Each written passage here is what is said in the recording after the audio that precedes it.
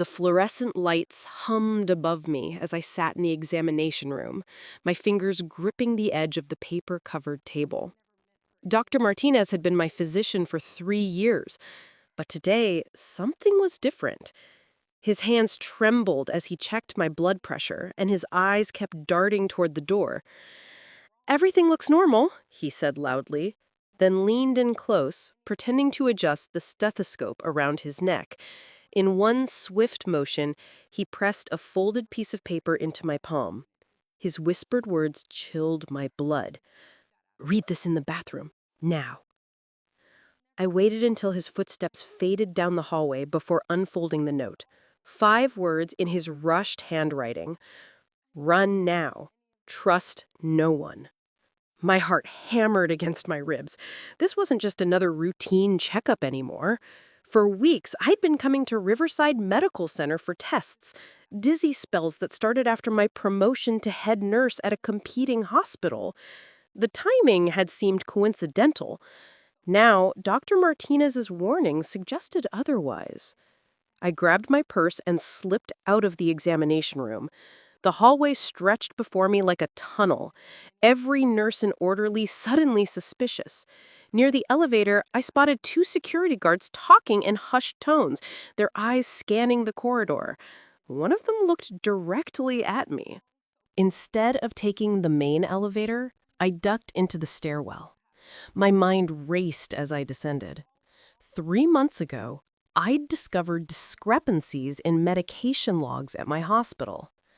Powerful sedatives going missing, falsified patient records. I'd reported it to the board, thinking I was doing the right thing. 2 weeks later, the dizzy spells began. My colleague Janet had experienced similar symptoms before taking early retirement. So had Dr. Chen, who'd questioned the pharmaceutical contracts. We'd all been sent to Riverside Medical Center for specialized testing. Janet never returned to work. Dr. Chen moved across the country, refusing to talk about what happened. I reached the parking garage and fumbled for my keys. That's when I saw it. A small device attached to the underside of my car. A tracker. My hands shook as I photographed it with my phone, then left it untouched. If they were tracking me, removing it would only alert them. I called an Uber from the hospital's back entrance, my mind spinning. Dr. Martinez had risked everything to warn me. Whatever was happening at Riverside went deeper than missing medications. Lives were at stake, including mine. "Sarah, where are you?" My husband's voice crackled through the phone. "The hospital called. They said you left without completing your tests." "I'm fine," I lied, watching the city blur past the Uber window. "Listen, I need you to check something. Go to my office and look in the bottom drawer. Behind the old files, there's a blue folder." 20 minutes later, he called back, his voice tight. "These are patient records. Sarah, what is this?" "Proof," I said. 6 patients, all hospital employees who questioned procedures, all developed mysterious symptoms, all sent to Riverside for treatment. My voice caught. "Tom, 2 of them died." I had him photograph every page and upload them to 3 different cloud services. Then I made my decision. Meet me at the courthouse. Bring the folder. My next call was to Detective Rodriguez, who'd investigated the pharmaceutical thefts. "I have evidence of systematic medical fraud," I said. "Possibly murder. I need protection." Within an hour, I was in a secure room at the police station, laying out documents like puzzle pieces. Bank records showing payments from Riverside to my hospital's board members, forged medical reports, a pattern of whistleblowers becoming patients, then vanishing or dying. Dr. Martinez arrived 2 hours later, escorted by officers. "They've been doing this for years," he said, his face drawn, "using legitimate medical facilities to silence anyone who threatens their operation. I couldn't stand by anymore." 6 months later, I sat in a courtroom, watching as the conspiracy unraveled.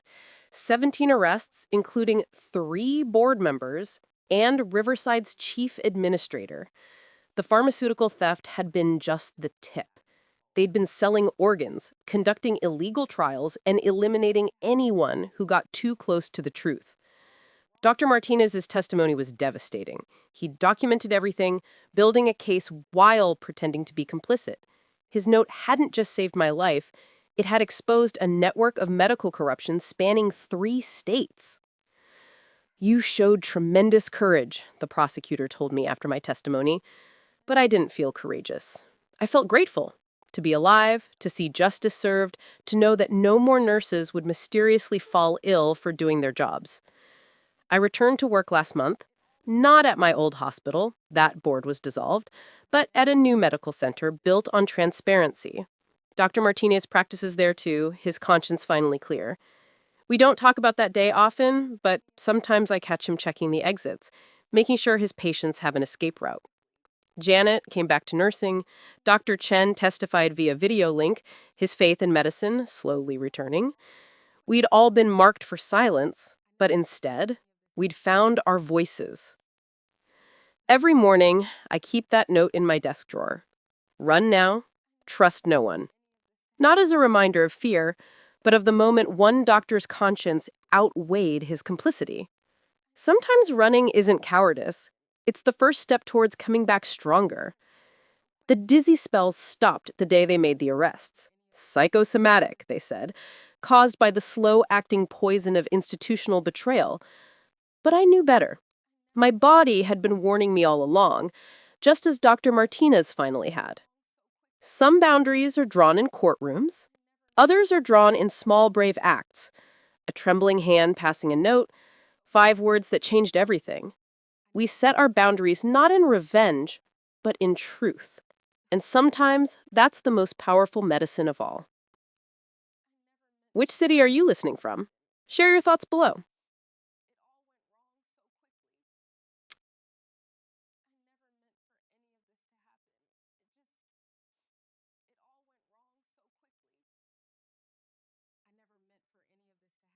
Which city are you listening from?